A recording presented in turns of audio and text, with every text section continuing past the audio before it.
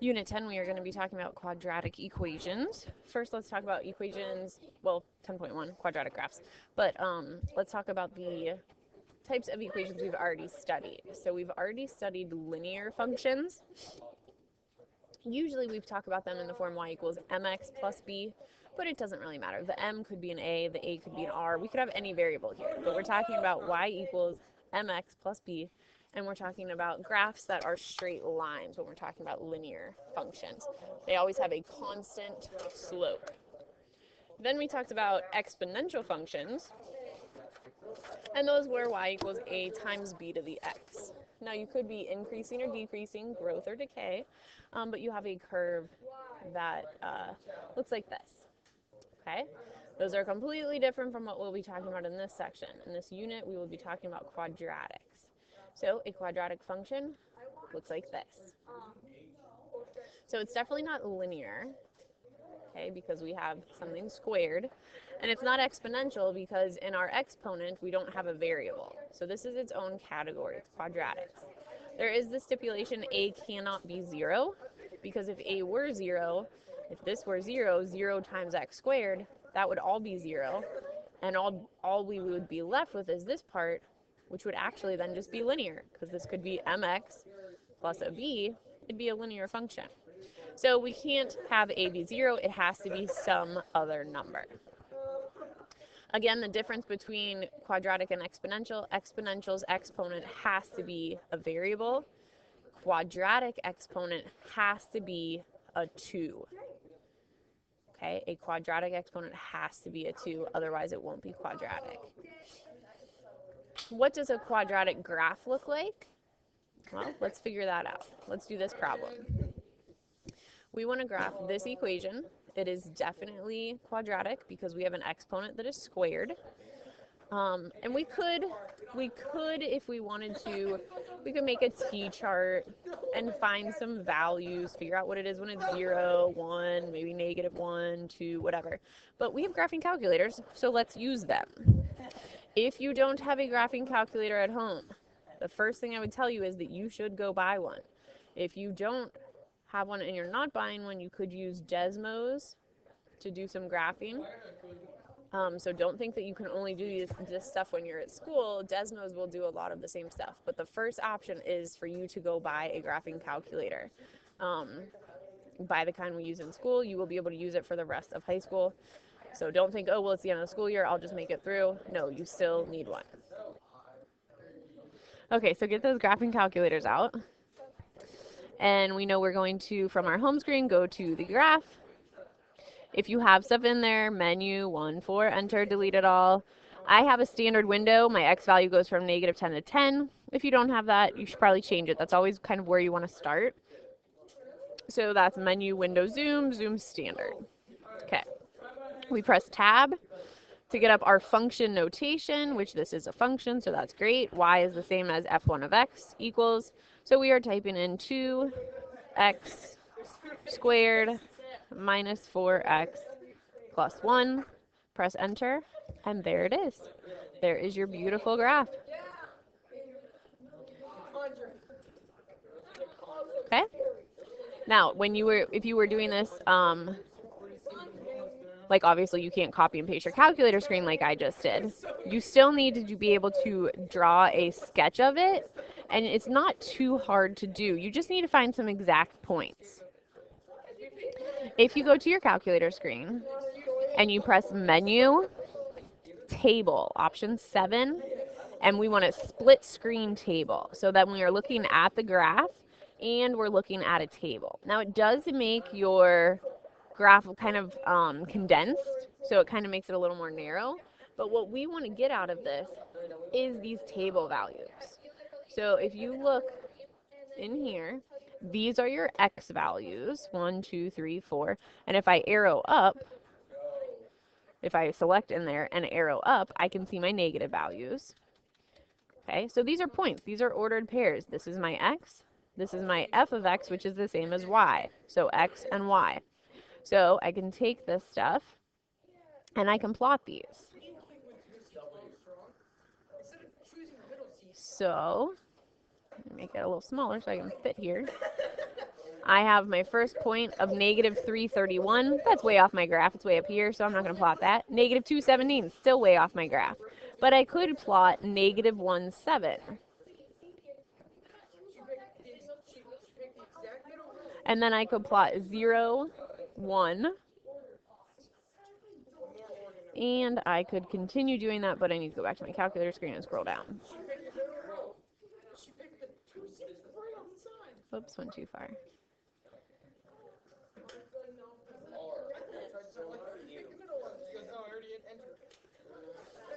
Okay, so I also have 1, negative 1.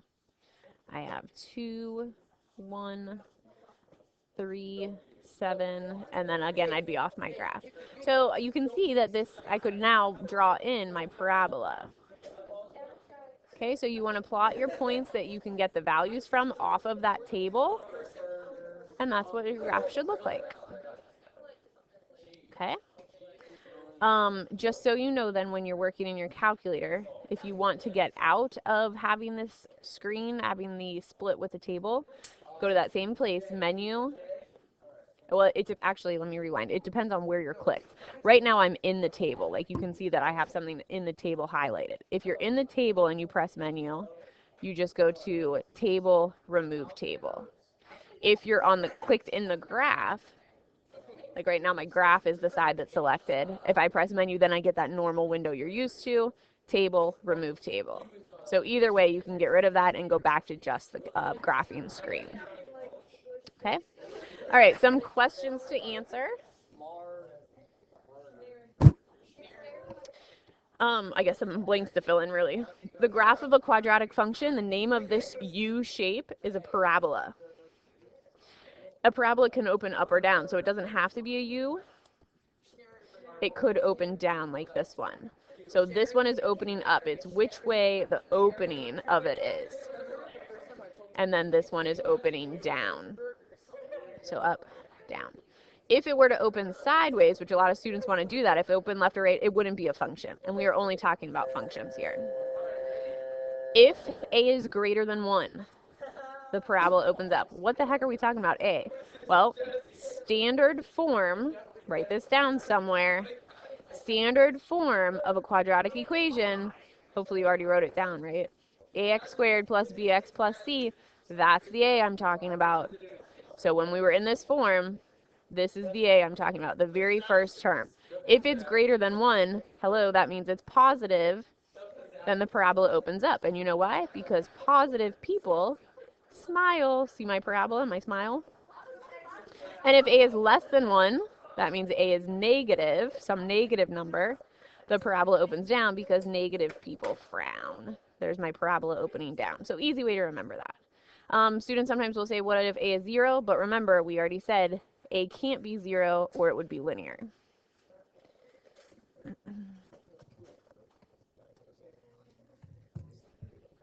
Every parabola graph, every quadratic graph has a line of symmetry.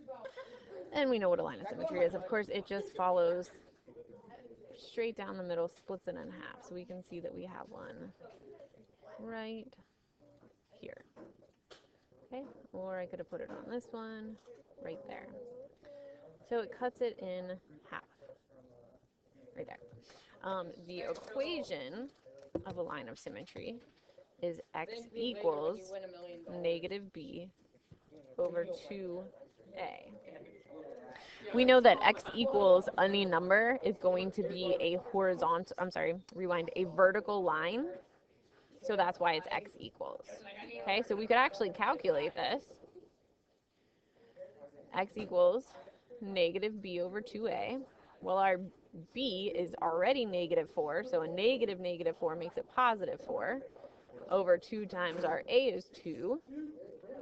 So that would be 4 over 4. So we would get an answer of x equals 1, which sure enough, that's where we're graphed, right? We're right at x equals 1.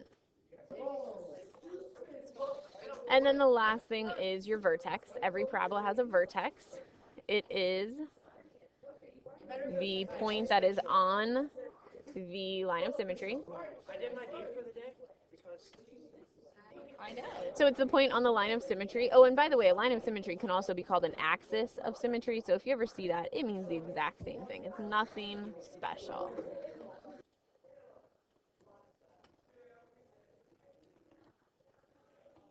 So that vertex is the point on the line of symmetry. It's the only point on the line of symmetry. And if my thing will start working with me, I will tell you it's also either the minimum point of the parabola or the maximum point of the parabola. And that would depend on which way it opens, whether it opens up or down. So in these, this is the same graph. In this case, the vertex, it's the point that's on the line of symmetry. Okay, so you can see it's the point where it changes direction. And in this case, it's a minimum. It's the lowest point of all the points on the parabola. If you had a parabola that opened down, it'd be a maximum. The vertex would be a maximum. Okay, and you remember, I think from unit, oh gosh, I don't know, 4-ish, we talked about when graphs are increasing and decreasing. So we could say, we could point out that it's decreasing from here to the vertex and then increasing from the vertex through the rest of the graph. And we'll talk a little bit more about that here. All right, so looking at these three graphs, let's answer some questions. What is the line of symmetry? Well, if you're looking at a graph, you can normally just pull that right off. So the line of symmetry, which I abbreviate LOS, remember, it always has to be an equation. It's an equation representing a line. So x equals, well, I would say it's right here, and that x value would be 0. On this case, it would be x equals, here it is, what's that x value? Well, that's 1. And over here, your line of symmetry is right there, and that x value is -2. What is the vertex? Well, the vertex is on the line of symmetry. It's the point that's on the line of symmetry that is either the minimum or the maximum point. Well, if it's on the line of symmetry, its x value has to be the same as your line of symmetry value. So all of these vertices is the plural of vertex, each vertex should start with the same x value as your line of symmetry. The y value is just how many units up you are, in that case 3. This point is 1, -1. This point is -2, -3. Is it a minimum or a maximum? So is this vertex a min or a max? Well, it's the highest point, it's got to be a max. This one's the lowest point, it's got to be a minimum. This one's the lowest point, it's got to be a minimum. The other thing I want to talk about is when it's increasing and decreasing, just to remind you of that from that past unit when we did it. So add this into your notes. Remember, we did interval notation. So this parabola is increasing all the way from forever down here all the way to here, to your vertex. So we would say it's from -infinity all the way to, and we use just the x value, not the y value, just the x value. So all the way to 0. And then it would be decreasing from that 0 to infinity. Increasing here from, I almost said -infinity, but that's not right. This is decreasing, right? So we start increasing at 1, and we go through infinity. Again, remember, you only use the x value. Decreasing from -infinity to 1. Increasing on this one, we start increasing at the vertex, which is -2, and we go through infinity. Not -3, we don't want the y value. And we are decreasing from -infinity to -2. Okay, that part should just be a review. All right, so let's try another graphing one in our calculators. So we would need to clear everything out. Menu, 1 for enter. We didn't change our graph, like standard graph viewing window, so we can just leave that alone. Just press tab, -4x squared plus 4x plus 8. Now before I hit enter on this, is this probably going to open up or down? It's going to open down because a, the coefficient on the x squared, is negative, and remember, negative people frown. Frowning is a parabola that opens down. So sure enough, well, there it is, but it doesn't really look like a parabola. It kind of just looks like 2 lines. If that's the case, you want to zoom out so that you can see the entire window. So menu, window zoom, zoom out, and then you just want to click somewhere in here. I wouldn't want to go down here. I would want to go somewhere in my parabola. And there we go. Okay. In order to get exact points, remember what you do. You press menu, table, split screen table, and you want to collect some points that you will be able to graph. So I see the point 20 would be one I could graph, 1, 8 I could graph, 3, negative 16 might fit on my graph, 0, 8, negative 1, 0, negative 2, negative 16. So anything that you can fit on your graph, you want to go ahead and put on there. Okay.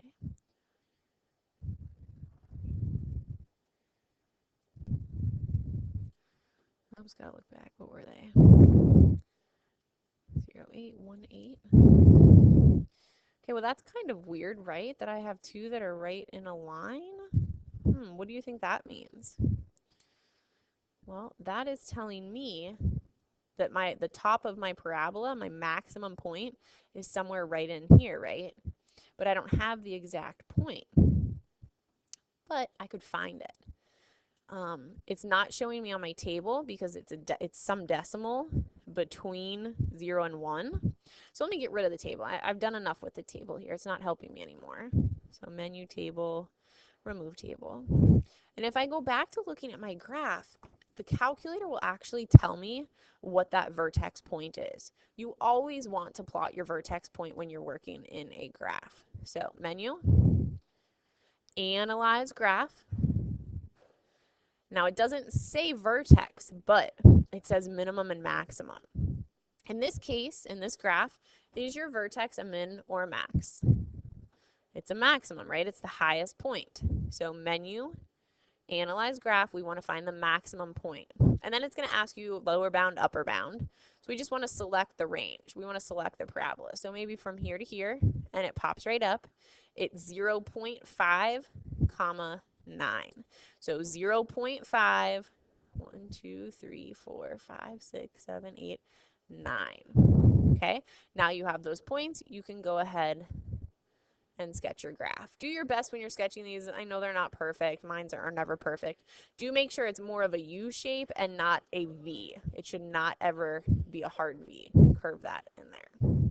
Okay, so that's what I would look for when I'm looking at your graphs on your paper. I may even ask you to give me some ordered pairs that you're plotting. So for example, we plotted 0.59, we plotted 0.8, we plotted 1.8, we plotted 2.0, we plotted negative 1.0. So I might say list the points that you plotted. Maybe do at least 5.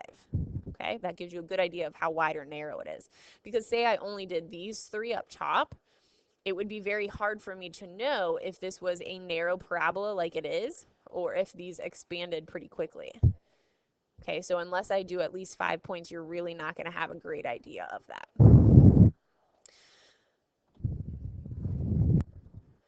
Okay, just a quick example here. Go ahead and graph both of these parabolas on one screen in your calculator. Okay, so this is what my 2 graphs look like. And they're labeled which one is. So the only difference is one graph is moved up 3 units from another. So what we can say is adding or subtracting a constant moves the graph of the parabola up if you're adding, or down that however many units you're adding. Okay, so just a nice little kind of a refresher of what's happening. Sometimes that comes up on state testing, is what did you do from one function to get to the other, and it's always just adding or subtracting however many units you moved. Okay, so without even doing this one, what could you now tell me? How do they differ? One is 3 units lower than the other one. Write that in your notes. This graph would be 3 units lower than this graph. Okay, now that we are down with graphing, hopefully you guys are feeling pretty okay on those, just using your calculator. A vocabulary word, roots. Roots are where the parabola, or really any graph, where the graph of a polynomial, so really any graph, intersects the x-axis. So another word for these, there's a whole bunch of different terms that mean the same thing. Roots can also be called x-intercepts. They can be called zeros because the x will always be 0. Oh, I'm sorry, rewind. Don't hear that. The y will always be 0, so that's why they call them zeros. And you can also call them the solutions. So in this chapter, the rest of the chapter, we're going to work on solving quadratic equations. The first way we will do that is by graphing and seeing where they intersect, where our graph crosses or intersects the x-axis. How many roots are possible? Well, how many solutions are possible? Normally when we solve an equation, we only get one answer. That's not going to be the case anymore. Think about your parabola graphs. A lot of them look like this, right? Well, how many times is that crossing your x-axis? 1, 2. So it is definitely possible to get 2 solutions. But do they all have to do that? I think not. Could you have a parabola where only the vertex touches the x-axis? Absolutely. If the vertex is directly on the x-axis, it's the only point on there. And it doesn't have to cross it, it just has to touch it. That's an intersection, so it's possible to get just one solution. And then finally, think about a parabola that's way shifted up like this. Then it is never going to cross the x-axis, so it's possible to get 0 solutions. So when we start solving these here, it is possible for you to have no solution, 1 solution, or 2 solutions. So looking at some examples here, what are the roots of this parabola? Again, that just means where does your graph cross or intersect the x-axis? So that would be here and here. This ordered pair right here is 1, 0. This ordered pair is 5, 0. So that's why I mentioned the zeros. The y values are always going to be 0 because every point on your x-axis gives a y value of 0. So your roots are 1 and 5. And we typically say x equals 1 and x equals 5. Okay, because those are the x values. What's the vertex of this? You can pull it right off the graph. It's a minimum point here, and it is 3, -4. Okay, you guys do the next 2. Pause the video and do that now. Keep in mind, roots, x-intercept, zeros, they're all meaning the same thing. They are your solutions where the graph crosses the x-axis. Okay, check your answers out. Compare them to mine.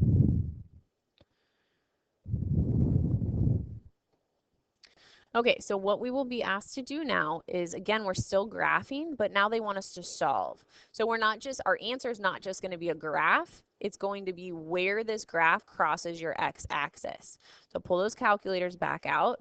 I'm going to clear out what I have. I have a standard window, so tab 2x squared, oops, it didn't go, 2x squared minus 3x minus 7. There's my parabola. Now, if I want to see the whole parabola, definitely I would zoom out. But what I'm interested in here are the solutions because I'm asked to solve. I can clearly see the solutions on my current window, so I don't need to zoom in or out. What I do need to know is where these points are that are crossing the x-axis. These are not at nice, neat points. Okay, that's my -1, there's my -2. That's not on either one, it's somewhere in between. However, while I can't see it by hand, my handy dandy calculator will tell me exactly what it is. So menu, analyze my graph, and guess what I'm looking for? Which of these words is a word for solutions? Bingo, 0. Okay, it's not intersection. It's not an intersection, and your calculator means where do 2 lines or 2 graphs intersect. We have one graph. We want to know what its 0 is, what its solution is.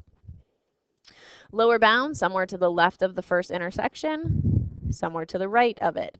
It pops up. Of course, it won't give us both at once. That would be too easy. So we can only get one at a time. Depending on your calculator settings, it might round to a different number. That is okay. I will take negative 1.27 as your answer. So x equals negative 1.27. And then we've got to do it again. So menu, analyze graph, 0. Now I don't want to go down here. It's going to give me that same 0. So I need to go and select my second one, and I get 2.77. Now, really, I should use squiggly equal signs because these are approximate. These are not exact. Okay? These numbers are rounded off. So squiggly equal signs to indicate they are approximate answers. Very close to being correct or being precise, but not fully precise. All right, you guys try this one. However, before you start, I can't type this in my calculator the way it is. What would I need to do first? It has to be equal to 0. So to get this equal to 0, I must add 8. That 8 has no other like terms though, so that gives me this quadratic function. Pause the video, try it on your own, tell me the zeros. Okay, let's see how far you got. When I first type this in, this is all I see. Is that a parabola?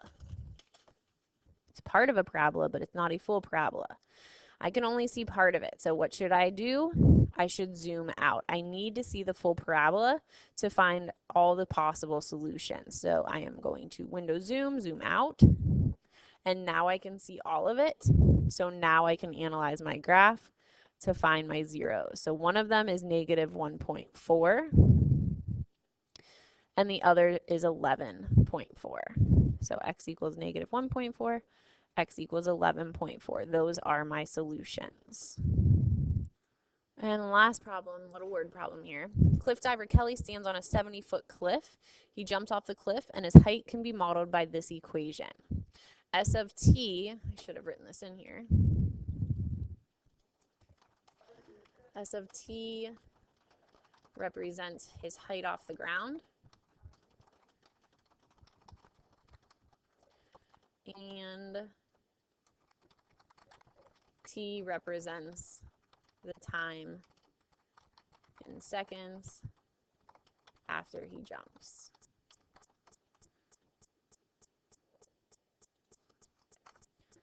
And the height is given in feet. Okay, so when will he hit the water? Well, if we think about what's happening here, we do have a quadratic equation. When he hits the water, his position, his height off the ground, would be 0. Okay, so we're assuming the ground and the water are the same level.